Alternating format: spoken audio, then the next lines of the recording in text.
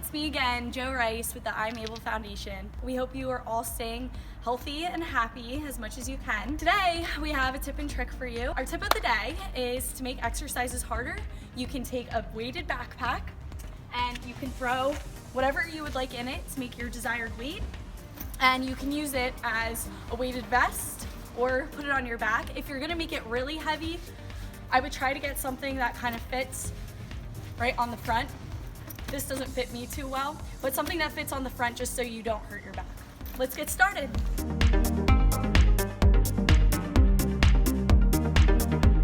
So the stretch of the day is called CatCow. I'm sure some of you have heard this. This is a yoga technique that people use for breathing exercises as well as to realign the spine.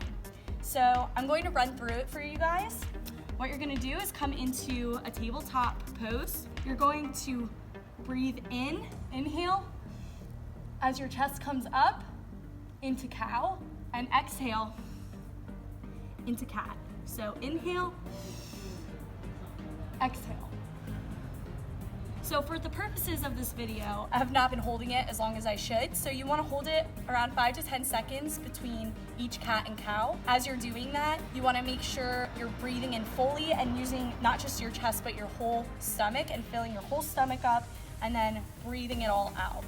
For those of you that like seated exercises, you can do seated marching. So what you're going to do is make sure that your trunk and your abs are up, your back is straight, and you're going to make sure that both feet are touching the ground fully.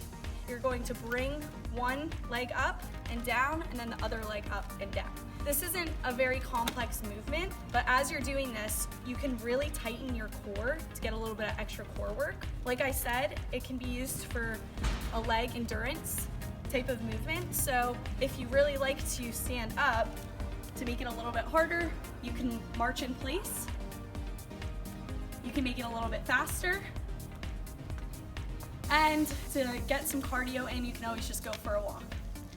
Our arm exercise of the day is called skull crushers. So you'll see why they're called this, but you can use any sort of small weights or you can use soup cans. So you're going to make sure both feet are set onto the floor. You're gonna take your soup cans and you're going to crush right next to your ear. So as you can see, my elbows aren't moving so much, but you wanna be careful to make sure you're not hitting yourself in the head if you do have weights in your hand. You can really use anything you wanna grip. So I would do 3 sets of 10 for this. So the next movement is called bird dog. This is to work your hips, your back, and your core. Just like we did before, you're gonna come into tabletop and you're gonna lift your opposite arm with your opposite leg. So you're gonna come up, balance it a little bit, and then back down. And then you're gonna go to the opposite side. Up, and back down. To make it a little bit harder, you can come all the way up, just like we were just doing, and then come all the way in.